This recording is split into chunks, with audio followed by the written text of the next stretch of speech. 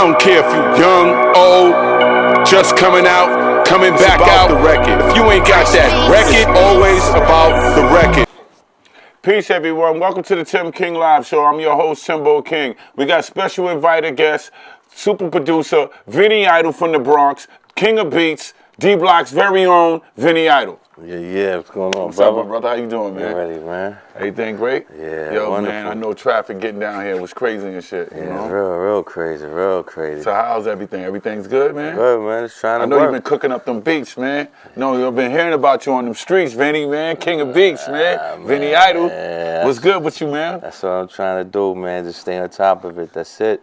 So what you doing right now, Vinny Idol, man? You've been around, man. Tell your story, man. Tell your story. This is the platform for you right now. Man, basically, I'm in-house at D-Block. You know what I'm saying?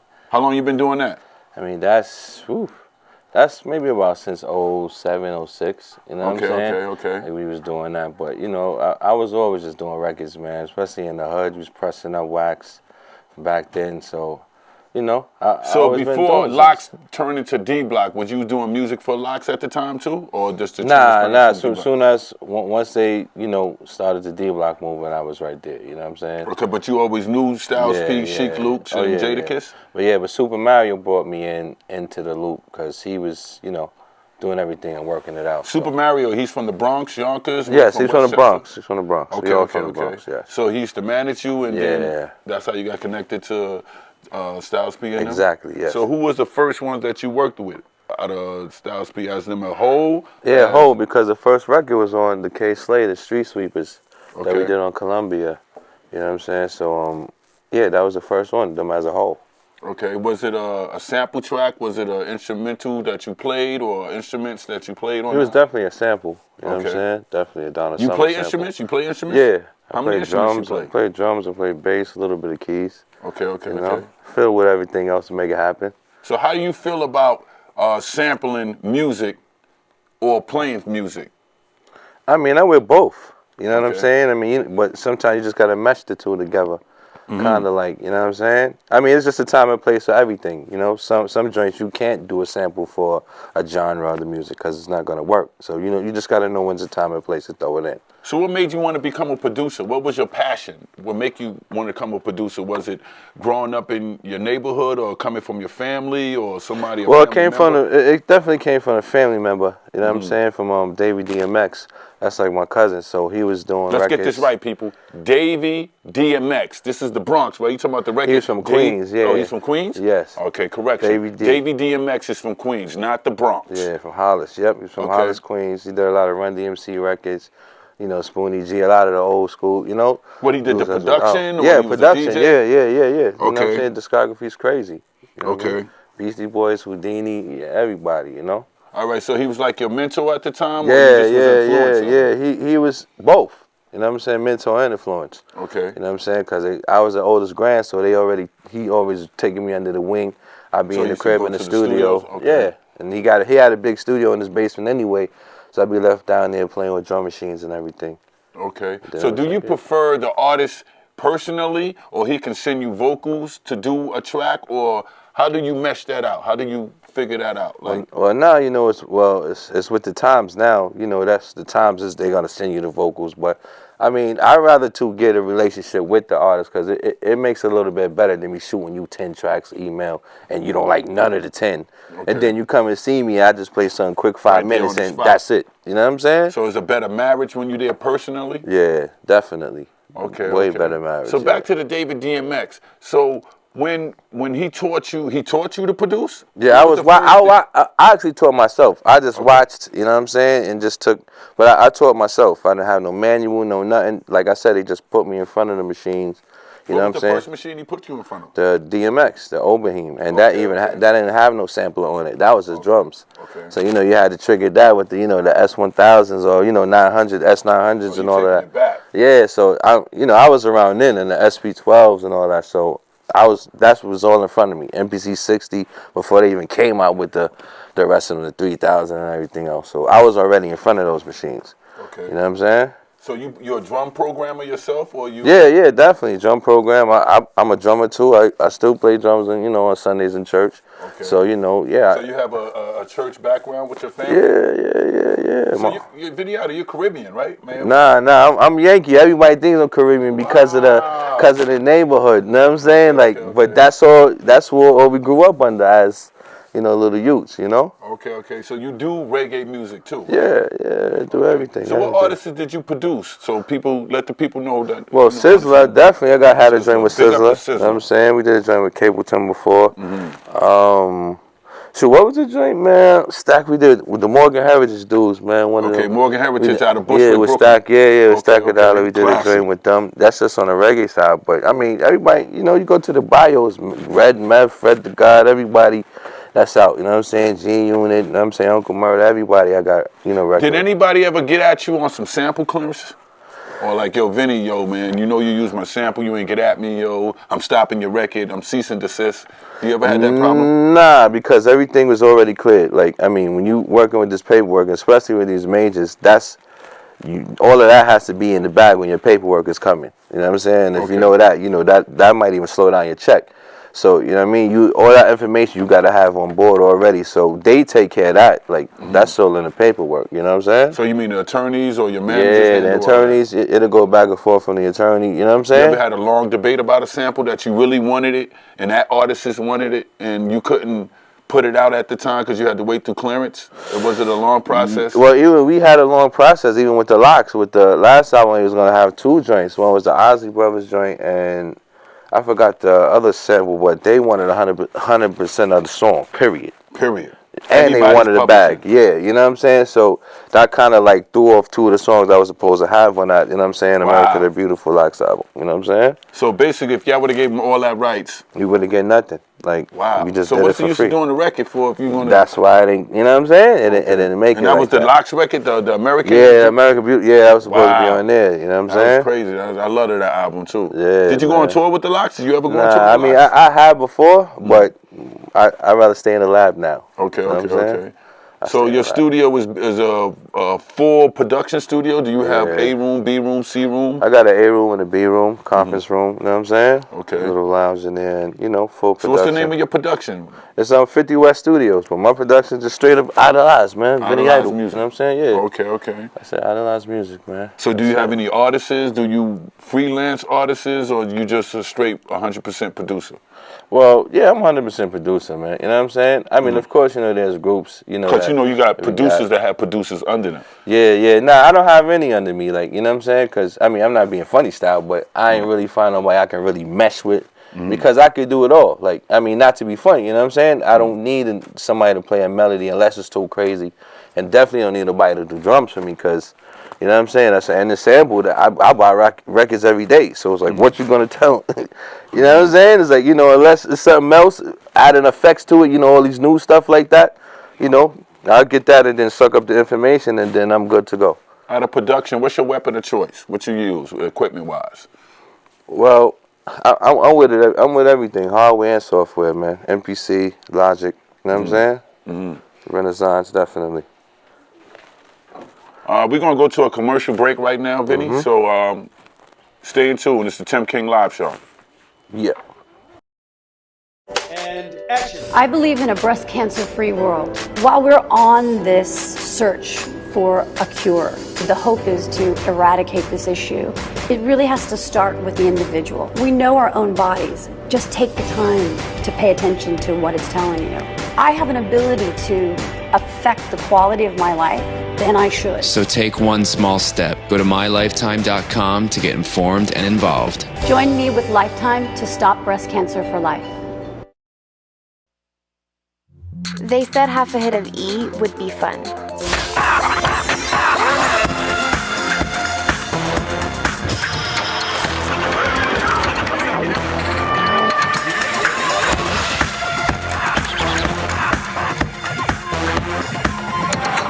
They said half a hit of E would be fun.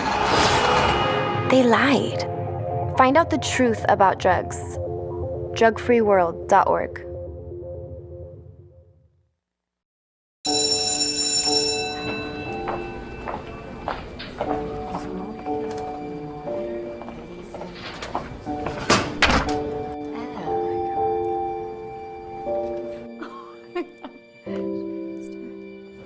Nice nice shirt.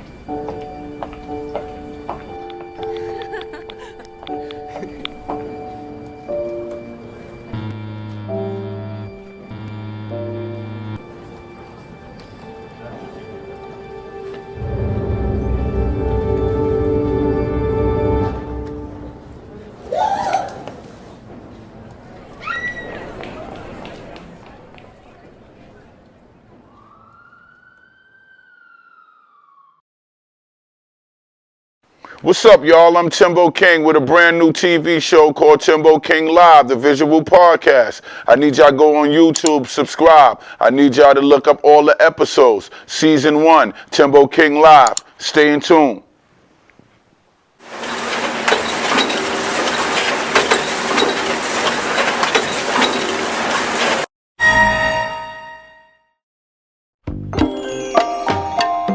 My name is Sean Cole. Welcome to my humble abode. Let me give you a tour of my home. That's Timothy, my butler.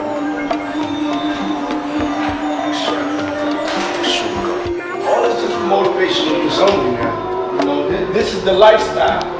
But back to giving you a tour. You gotta have Ciroc summer colada towels today. Sit back, watch the sunset. Traveling mate, Cody, travels with me everywhere, and it's just happy. Happy also likes Blue Dot. I'm gonna be back, and I'll show y'all the rest of the back. I'm gonna get changed right now. We'll see y'all in a minute.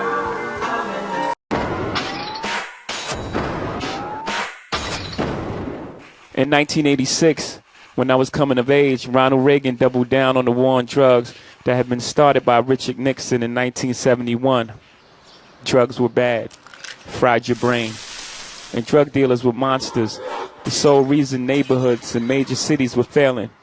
No one wanted to talk about Reaganomics and the ending of social safety nets, the defunding of schools and the loss of jobs in cities across America. Young men like me who hustled became the sole villain, and drug addicts lacked moral fortitude. In the 1990s, incarceration rates in the U.S. blew up. Today, we imprison more people than any other country in the world. China, Russia, Iran, Cuba. All countries we consider autocratic and repressive. Yeah, more than them. Judges' hands were tied by tough on crime laws, and they were forced to hand out mandatory life sentences for simple possession and low-level drug sales. My home state of New York started this with Rockefeller laws. Then the feds made distinctions between people who sold powder cocaine and crack cocaine, even though they were the same drug. Only difference is how you take it. And even though white people used and sold crack more than black people, somehow it was black people who went to prison. The media ignored actual data to this day. Crack is still talked about as a black problem. The NYPD raided our Brooklyn neighborhoods while Manhattan bankers openly used coke with impunity. The war on drugs exploded the U.S. prison population, disproportionately locking away black and Latinos. Our prison population grew more than 900%. When the war on drugs began in 1971, our prison population was 200,000. Today it is over 2 million.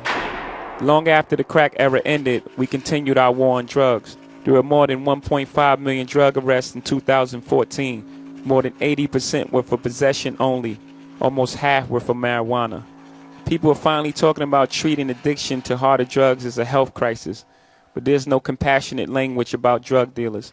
Unless, of course, we're talking about places like Colorado, whose state economy got a huge boost by the above-ground marijuana industry. A few states south in Louisiana, they're still handing out mandatory sentences for people who sell weed. Despite a booming and celebrated 50 billion legal marijuana industry, most states still disproportionately hand out mandatory sentences to black and Latinos with drug cases. If you're entrepreneurial and live in one of the many states that are passing legalized laws, you may still face barriers participating in the above-ground economy. Venture capitalists migrate to these states to open multi-billion-dollar operations, but former felons can't open a dispensary. Lots of times those felonies were drug charges, caught by poor people who sold drugs for a living, but are now prohibited from participating in one of the fastest-growing economies. Got it? In states like New York, where holding marijuana is no longer grounds for arrest, police issue possession citations in black and Latino neighborhoods at a far higher rate than other neighborhoods. Kids in Crown Heights are constantly stopped and ticketed for trees.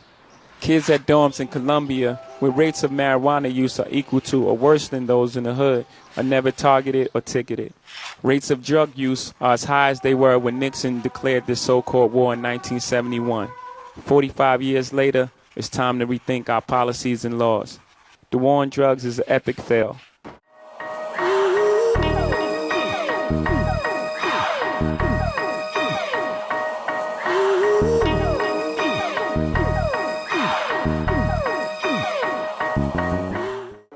Yo, it's the Tim King Live Show. I'm your host, Timbo King, with special guest Vinny Idol from the Bronx. So, yo, Vinny, let me ask you a question. Out of all the artists that you produced, what's your favorite track and why?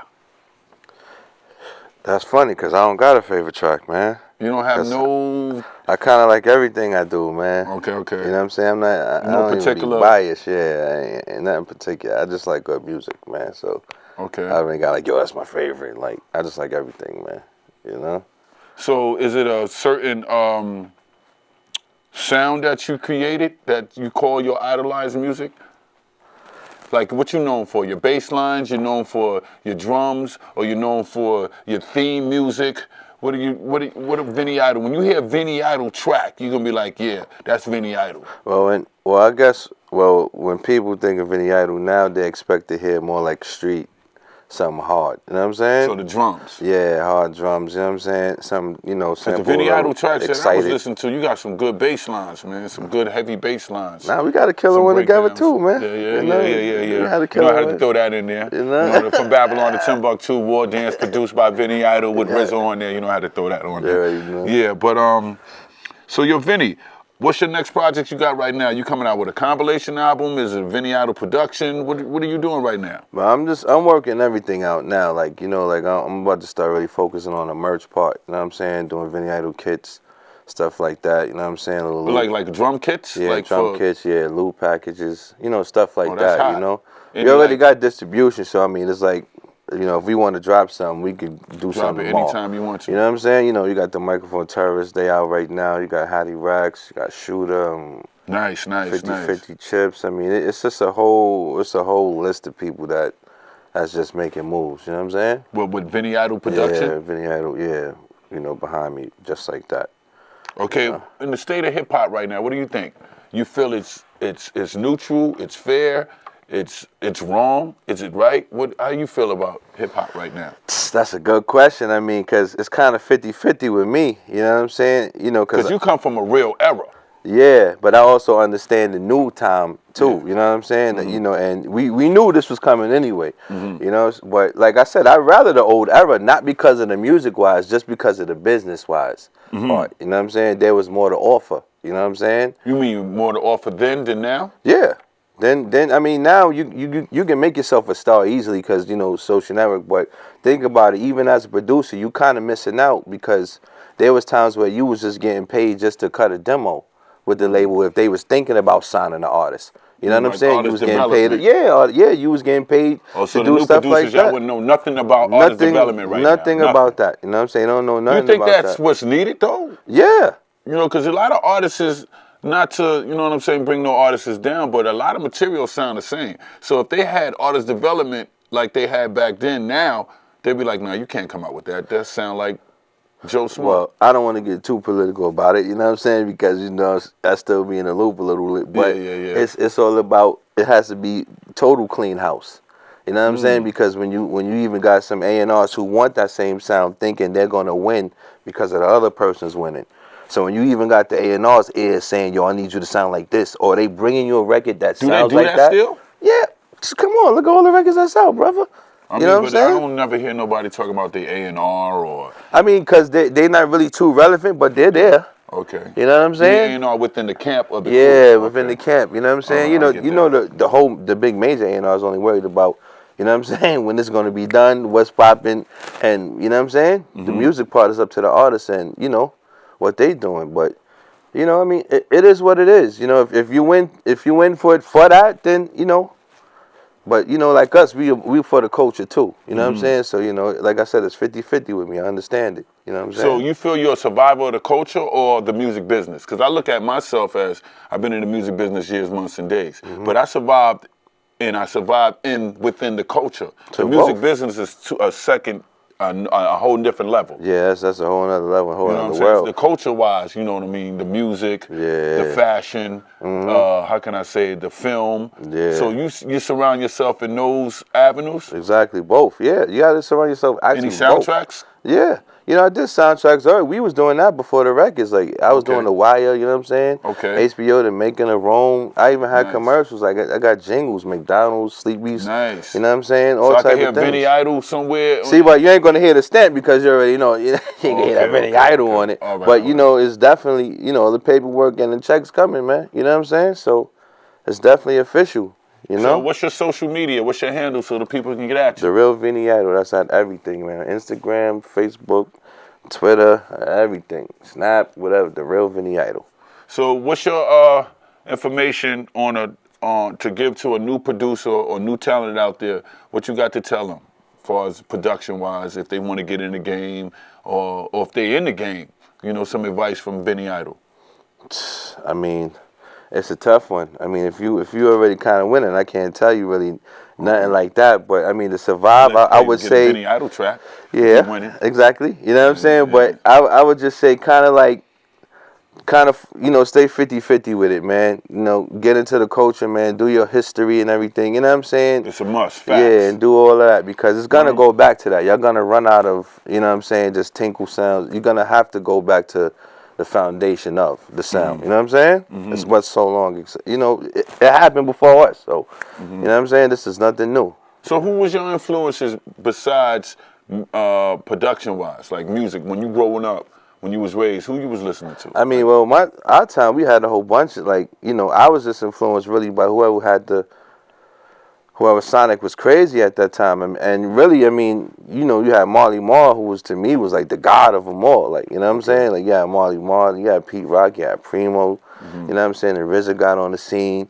You know what I'm saying? You just had different, you know what I'm saying? Lord Finesse, Showbiz, Lord Finesse, you know what I'm crazy. saying? Diamond D, Buck Wild. It was like a whole bunch of dudes that's just, I just like the sound. You know what I'm saying? I just like whoever's doing something. And I was into looking at the credits. You know what I'm saying? See, That's another thing. These, how can I say it? These new teenagers now don't know nothing about credits. They just know about the record. Yeah, definitely. You know, we was raised off of credits. We knew where the record was recorded, who Yeah, engineered we it. was looking for that, exactly. That's the tangible part of having something physical. Yeah. What do you think about Target and Best Buy shutting down CDs for the top of 2019? I mean, what do you think about that? I mean, it's a tough one, but I mean, you know, like I said, it's just the times, man. The digital times, is, you know, it's just with it right now. I knew that was coming because when I go look for CDs, it was getting smaller and smaller. Okay. So, you know. Well, vinyl is big. Big up to vinyl. And the percentage of vinyls is going up. So Yeah, definitely. all you artists and all you producers, you know, vinyls is a big step too. Yeah, definitely becoming a little limited editions. They're going. You know what I'm saying? People want vinyls again. That's about it. Yo, man, it's an honor and a pleasure for you to come by, man, and stop by the Tim King live show, man. I wish we had more time, but you know how it is, man. We set up another one, man. I'm coming out Vinny Idol. earlier, man. I need the whole Super show. producer, King of Beats. Yes, sir. Vinny, most definitely. We could play one of your videos right now. We can go to one of Vinny Idol produced track video, man. Name a video that you did that you produced, and we could throw it on right now. Man, go to Fred the Godson. She Fred called the me Godson. God. Yeah, she called me God. She called me God. Yeah. Fred the Godson, She Called Me God, produced by Vinny Idol, King of Beats. Yes, sir. Tim King Live. Yo. One. First and second. Okay, Mom. Preach. First and Yes, second. Yeah. Vinny Idol. Girl, now I'm late uno. Like the fat sumo. Like the way I rap, you know, Poppy Chulo. So cocky, you know me. Black shades like Kumo D. I move OT. 03 scene 2 OD. I get mine COD. She owe me. She wanna pay back. Get camcorded and play back. Brand fans, no Maybachs. I'm hooked. She love my gangster whip. White tee and a handkerchief. Wipe the shit. Swallow. Guess she like the dick. But she choke. Guess she like the Knicks. It's no thing. I leave chicks like you and knees hurt with no ring. No commitment. Miss submission. I miss the mint condition. Listen. First and second to none. She call me God, yeah. First and second to none. She call me God. Girl too. I met her in a Hummer too. She was stunting, it was summer too. I'm coming through like mid-August, grilling on her left wrist. If the kid flosses, come here, get in. Look, it's like hell in this Fahrenheit. She got open by the smell of my Fahrenheit. Truck high, real high, Fahrenheit. She looking nervous, what mark? You scared of heights? Well, the Benz on reservation, truck 10 feet, rims was regulation. M6, the drop for ventilation. Everywhere black, we looking like Rhythm Nation. I'm a ghetto ball, Willie D. Mixed with the lost swag of Billy D. Her pops had a run in the 80s, Sheila E. Crush crew, she got a crush, she feeling me. First and second to none. She call me God, yeah. First and second to none. She call me God. Girl 3, conversation like girl 6. I'm on the other line like, oh shit, come quick. I don't care where we at, I'ma beat it. Some say I'm too fat to be conceited. Well, my life's not average. I flow so right and my wife's a bad bitch. So for me to scoop, all I need is some Barry and the best of loot. Invest in your future, enjoy the good food. Fred to God, he a good dude. In any good mood, guap ready, cake he reaching. Then cop heavy like out of shape policemen. His and hers, your kids can splurge also. Gold dough is for sure dough. Come here, mama. Fred is good, I'll make you moan. Yo, Vinny Idol, take us home. Shit. First and second to none. She call me God, yeah. First and second to none. She call me God.